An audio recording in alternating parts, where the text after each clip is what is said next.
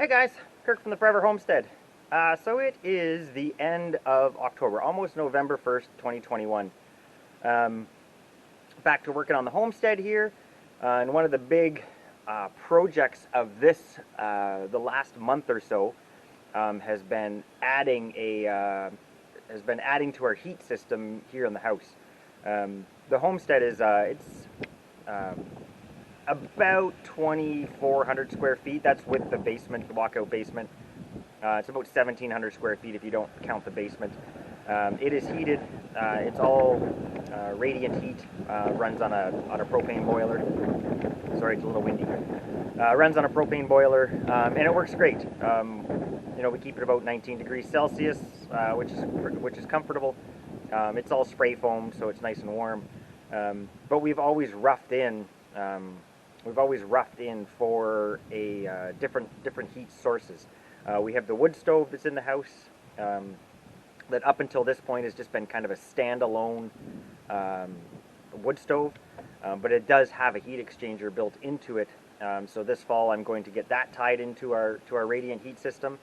And then the other addition to the homestead has been the addition of an outdoor boiler.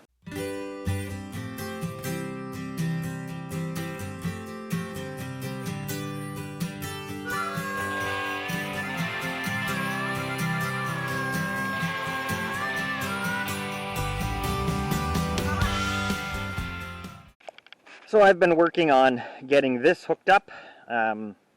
This is the classic.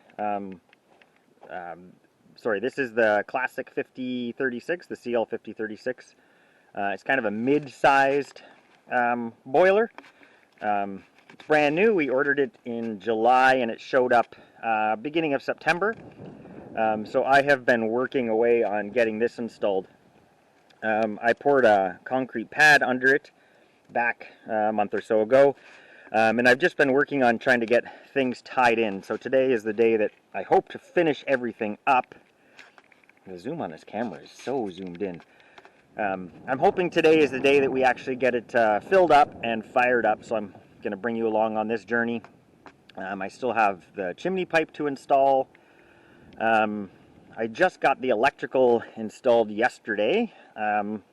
We have a junction box there, so basically the powerhouse is there, and when we did all of our plumbing way back before there was even any buildings, we had underground, we put in underground conduits that go over here to our pump house. And then from the pump house, we have underground conduits that went to that post right there. This post here is actually, it was kind of meant, I store my sailboat right in the background there. I don't know if you can see it. So I always had intentions, have intentions of when it comes to actually, getting the sailboat back in the water, I want to be able to plug shore power in here. So that's what that post is for. So what I've just done is buried another conduit, and you can kind of see it along the ground here, to the wood stove. That conduit will, right now all it does is serves that the wood boiler. But this summer we actually plan on building a big timber frame carriage house here that'll house the wood boiler, as well as keep, it's a 14 by 30, so it's also going to be where we can dry our firewood throughout the year and keep it all nice and dry. But yeah, so the hydro's hooked up to this now. Open it up here. I've got most of the plumbing done. So we have two zones on it. You can see the first one here. So this feeds into our house, and then the second one with one side of it hooked up. This is actually buried pipe that goes over to the barn. We are going to be heating the barn and the powerhouse, the batteries, all that kind of stuff, but it won't be this year. I won't have that hooked up this year, just because the barn still has so much work that needs to be done to get it insulated, and we'd be burning through way too much wood trying to heat that. We did pour PEX, so it is in-floor heat in there as well, but I have one side off on that just so I can use it to kind of locate which is the supply and the return when I start hooking up the barn. But I have check valves on both of those, so they won't be turned on. I won't flood those pipes this year. But so my mission for today is I'm going to add the I got to get the chimney on, and then I got to add the corrosion resistant, or the corrosion inhibitor there. Molly something or other. I'm going to get that added to the furnace, get the furnace filled up. I forget the exact numbers. I think it's about 127 gallons or something in there. But I'm going to get that filled up. Check for leaks in the boiler itself. And then on the other side of this, so in the house down in the mechanical room, I have to get the heat exchanger hooked up in there, and then I could flood these pipes and purge all the air out of it. Get the circulator pump running and stuff like that. So I have a little bit of work to do. As far as on the boiler itself, this is a dual fuel system. So the boxes that are in there are actually for a propane burner that mounts on the side here. And then we got to trench in a gas line over to our, well, our big tank's there, but the manifold is over here on the side of by the generator. So I got to put some gas line in to hook that up. That's just so you can use it. You can use the propane to start the boiler.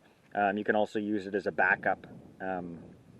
We don't actually have much intentions about using it right now, but who knows what the future brings. So we decided to, that initial cost isn't too bad on adding that.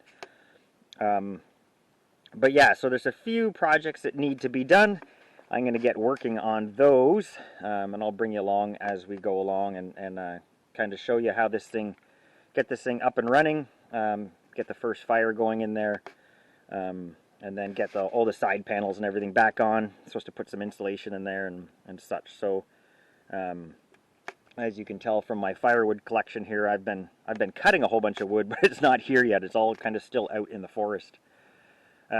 So we've got to start hauling all that back in. So that's kind of my first week's projects, this coming week, is just to get all the firewood in. We're probably gonna burn through, my guess is about 5 bush cord, so about 15 face cord this winter.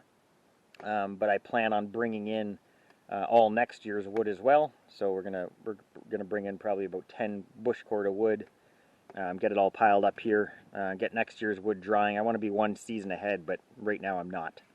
So yeah, I will check back in with you in a little bit. Okay, so we got chimney on. It's 2 sections, each are 4 feet. So 8-foot chimney. There's no cap on them, no rain cap, which they actually recommend that you don't put a rain cap on it. Because the way that wood boilers work is that once they get up to temperature, so once they're up to 185 degrees, they actually damper down, so the fire just sits there and smolders. So by design, or I guess by byproduct, these create a lot of creosote. So if you put a cap on there, they really fill up with creosote fast, and you're more apt to have a chimney fire. Not that a chimney fire out here is as hazardous as it is in your house, but I'm not going to put one on. It just means that in winter, rain and stuff can get down into this. But then when you shut the furnace down in the spring, you clean it all out, and then we'll put a cover over top of that, so all summer it doesn't rain down there. There is a cap to go on here, right here. So this goes on here and just turns. There you go. And then there's a clamp that goes on it. I just can't put it on one-handed. And that's for cleaning out and such as well. But now we can move on. I think it's starting to rain, so I'm going to quickly add the anti-corrosion in there and start to fill it. But I may end up, if it starts to really rain, I'm going to go inside and start working on the inside bits, but we'll see how it goes. So according to the specs of our stove, we're supposed to add 1 gallon, so one of these jugs to the boiler. This is a, you call it Molly Armor 350. Basically it slows down or protects both the water jacket and all your circulator pumps and such from corrosion. So in our indoor heater, it's called a closed loop system because no oxygen can get into it. Whereas this one, it's open, so this water jacket, it just has this fill cap on the top there that just sits there, so air can get into this system. So once there's oxygen and everything else, things can start to corrode. So this This stops that, and it also it's mandatory that this goes in, or you basically you void your warranty. So the central boiler comes with a 25-year warranty against corrosion and stuff like that. And within 30 days of purchasing your unit, you have to actually send in a water sample, and then you have to send in a water sample yearly after that to maintain your warranty. But they actually say right in the instructions that you're supposed to add this before you even add any water, which kind of sucks because I'm hoping I don't have a leak, because if I do have a leak, I'm going to be wasting some of this stuff. And I mean, it's not crazy expensive, but it is about $60 for that jug, so let's hope we have no leaks. Alright, so we are filling the boiler now. It's 196 gallons of water, so like 700 and something liters. I have the sight glass open, so we should see where the water full is up here. So once it gets into this area, I'm going to turn it off, so we can kind of check for leaks. I have all the valves closed, so we're not flooding the lines to the house yet. I just want to make sure that to this point is not leaking to start with.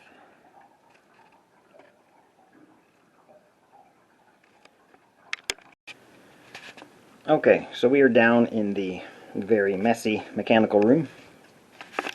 So the last thing we have to do, well, sorry, not one of the last things we have to do.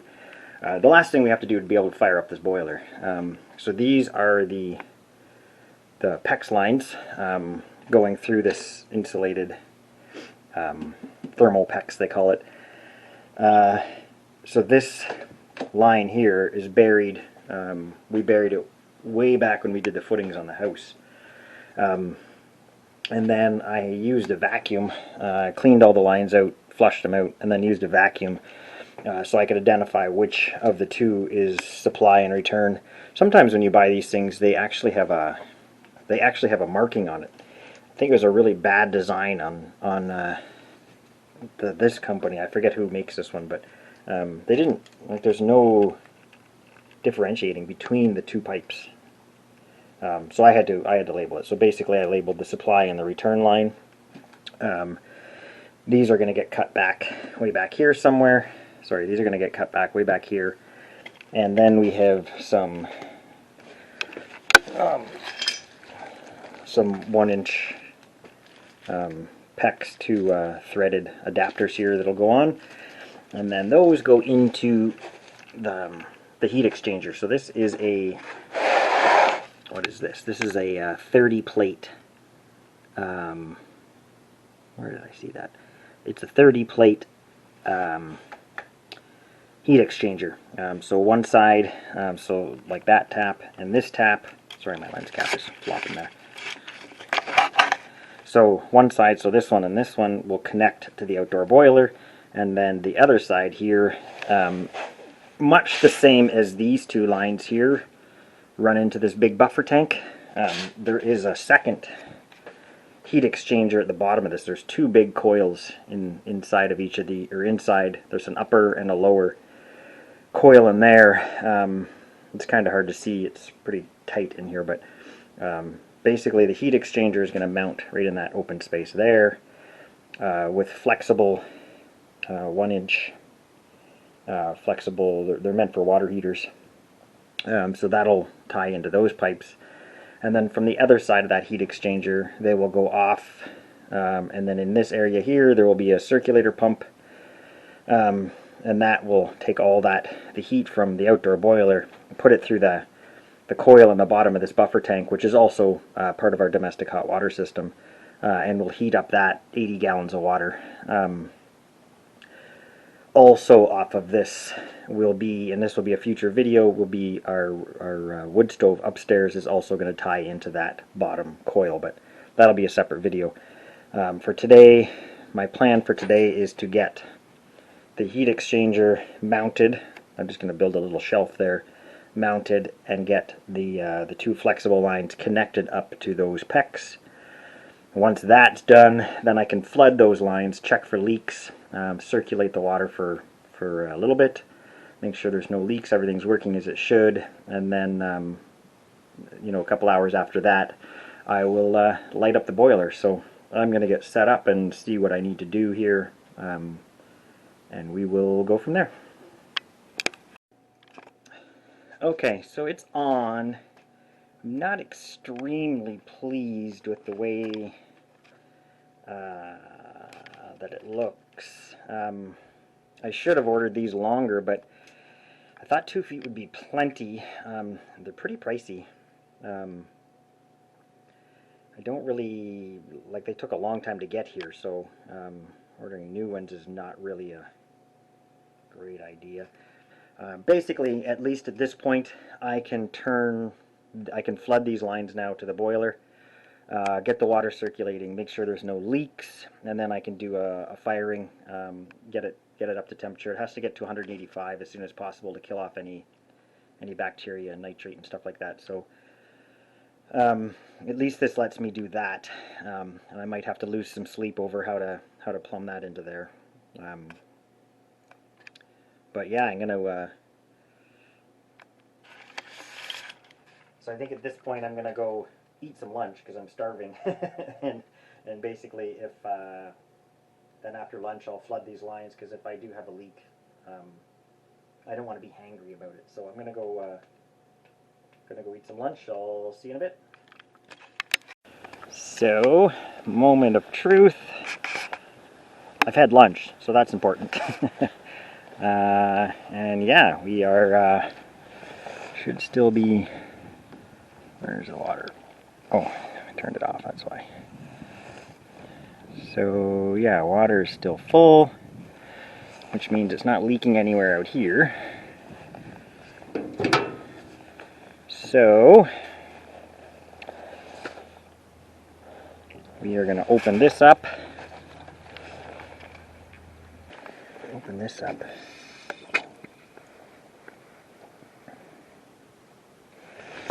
So basically what we have here is,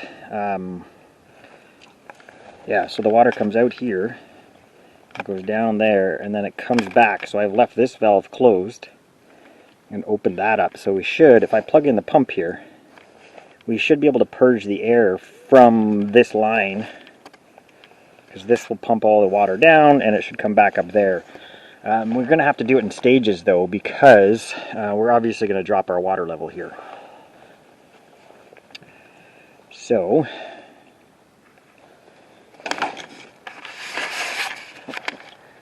I know it's weird, but I'm a little bit nervous because, like, I've been working on this for a month, right? Trying to get it up, trying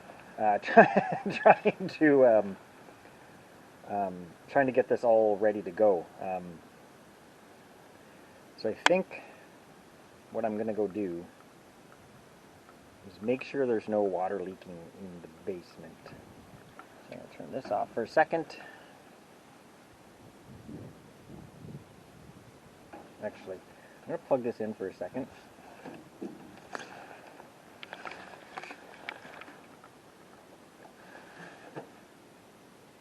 Oh yeah, you got to turn your boilers on.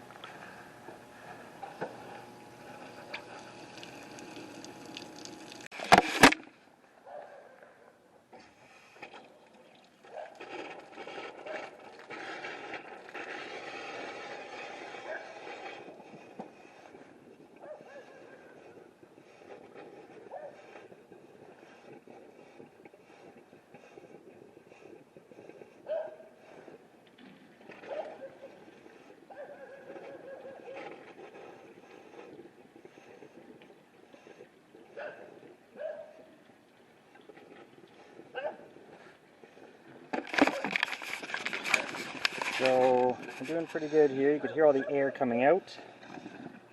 The pump is running. The level's gone down a bit. So Noah, hi girl, hi girl.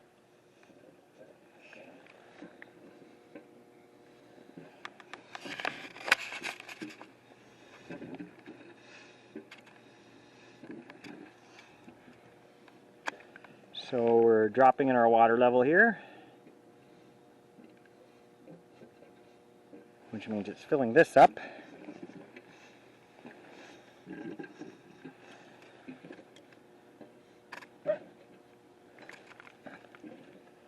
Chinoa, what are you barking at, puppy dog?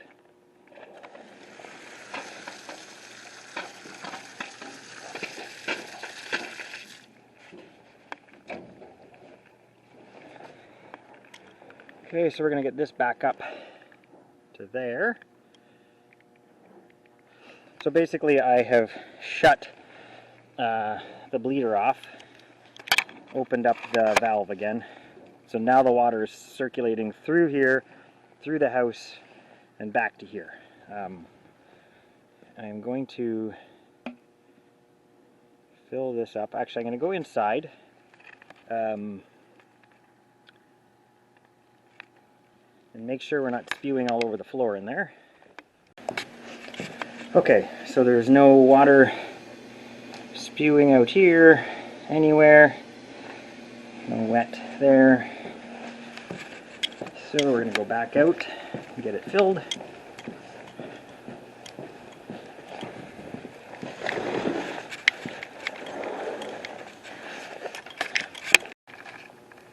So everything is running. Circulator pump is on. All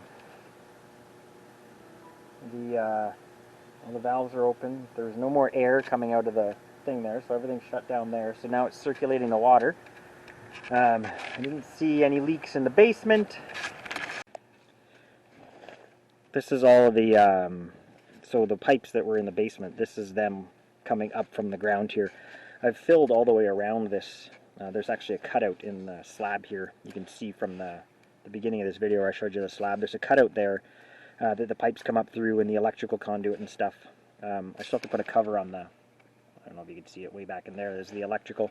I'm going to put a cover on that, and then I'm going to fill this in with insulation, and then I can mount that panel on there. I left it off just while I was doing all this because I didn't want, you know, if water did leak, I didn't want it to kill all my insulation. So I'll pack that full of insulation and get that cover back on while this is running for a while. All right, so the boiler has been circulating for an hour, almost 2 hours now. I've got the cover back on, all the outdoor covers back on. Got insulation all down in this cavity. Once everything's fired up and working continuously, I'm gonna also pack this area with some rock salt as well, just so all the pipes are protected. Sounds like there might be a little bit of air still in the pump there. I'll have to purge that out. So I think, anyway, I think it's time to get a fire going. I didn't put the dual fuel on yet. The gas line and stuff's coming, so I'll probably dig that trench and get the gas line in. I'm just going to make sure everything's working, you know, functioning, get a fire in there, all that kind of stuff. It'd be easier to probably put the burner and stuff in now while it's nice and clean in there, but I have to read all the manuals. I don't really know. I've never done that before, so I'm going to read the manuals on that. But I want to get this going because you're supposed to almost immediately, or they tell you to get a fire going in there so you kill off all that bacteria and stuff. So I don't know if you can see very well in there. I don't know how well you can see in there. It's about 4 feet deep. Quite a bit of space. You can see that little hatch there. Where are we here? Right there is where the burner for the propane goes, and then there's a bracket that goes on there to protect it from the logs and stuff like that. But it's nice and clean in there now, so I am going to get some materials together, and we'll get a fire going in there.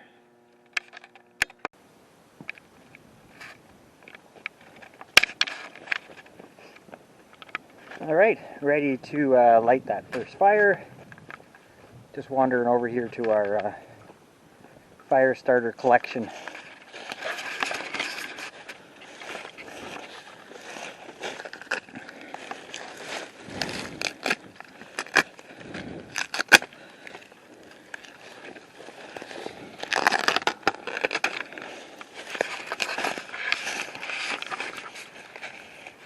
You guys use birch bark to light your fires? It's one of the burns pretty black, but it sure is a great way to get fires going. And the trees are plentiful in this time of year.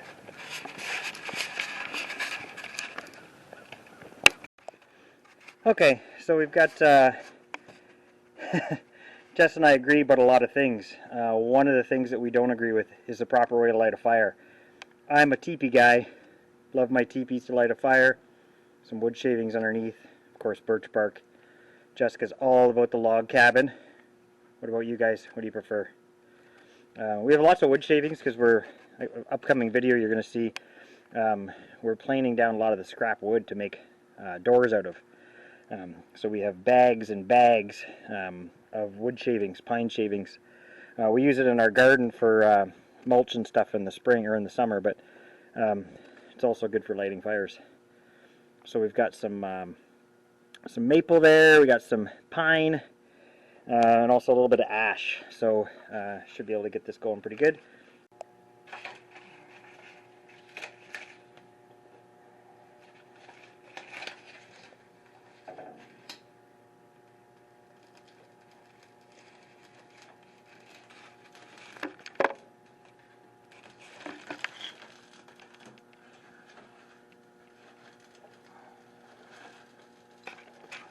Burns pretty black, but it sure does light fast.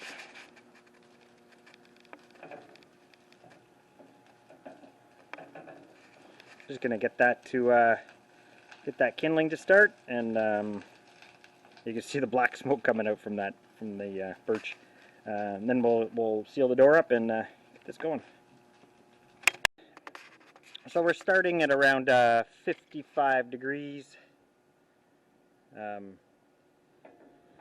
Fire's going there.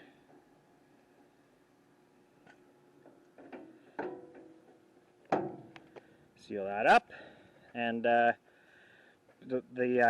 we're still at the default settings here. So the damper door. I don't know if you can see this here. Let me see if I can show you. So you see the air up there. So the way this works is you get the fire going, nice and hot. That door is open. The set points on this are the door opens at 170, so anything below 170, or sorry, 175 I think is the default, and at 185 it'll close that damper door down and kind of smolder the fire. And the whole time that's working, that circulator pump in there circulates the water between here and up to the house, and eventually also out to the barn. When the heat gets drawn off from the house and the barn, the slabs, all the radiant heat, and then when that temperature drops down below 175, the damper door opens back up and stokes the fire back up. And it just runs continuously like that. Most people, basically, once you light this thing come cold weather, you turn it on, you turn that circulator on, and then you keep this thing running all winter, right? Because there's no glycol, no antifreeze in it. It's just water. That circulator pump will also keep the water from freezing, so it doesn't have to be running continuously. It can the heat in here can die down, even go out. It's 200 gallons of water, so it's got a lot of thermal mass there. As well as the house itself has backup heat and the wood stove and all that, so it's all kind of feeding that same water quantity from here, the buffer tank inside, so the water shouldn't freeze or won't freeze as long as that circulator pump's always running. But we'll get into more of that when I tie it in. I'm just gonna get this up to temperature and we'll check back in a little bit, see how long it takes. So it's been about half an hour or so, maybe a little bit longer. None of my wood is undercover right now. I know, really bad. So it's a little bit damp. So the fire took a little bit to catch. It's going good now though.